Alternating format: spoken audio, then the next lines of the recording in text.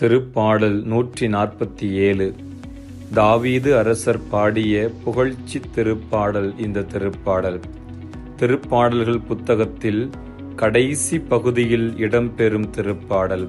கடவுளின் வல்லமை, உள்ளம் உடைந்தவர்களை தேற்றும் கடவுளின் இரக்கம், இஸ்ராயல் மக்கள் கடவுளோடு கொண்ட நெருக்கமான உறவு ஆகியவற்றை தெள்ளத் தெளிவாக குறிப்பிடும் அழகிய திருப்பாடலை கேட்டு மகிழ்வோம்.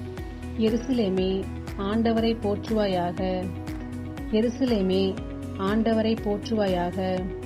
சீயோனே, உன் கடவுளை புகழ்வாயாக. அவர் உன் வாயில்களின் கால்களை வலுப்படுத்துகின்றார். உன்னிடம் உள்ள உன் பிள்ளைக்கு ஆசி வழங்குகின்றார். பல்லவி. எருசலேமே, ஆண்டவரை போற்றுவாயாக. அவர் தமது கட்டளையை உலகினுள் அனுப்புகின்றார். அவரது வாக்கு மிகவும் விரைவாய் செல்கின்றது. அவர் வெண்கம்பளி போல் பனியை பொழிய செய்கின்றார். சாம்பலை போல் உறைபனியை தூவுகின்றார்.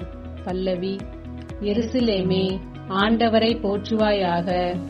யாக்கோபுக்கு தமது வாக்கையும் இஸ்ரேலுக்கு தம் நியமங்களையும் நீதி நெறிகளையும் அறிவிக்கின்றார்.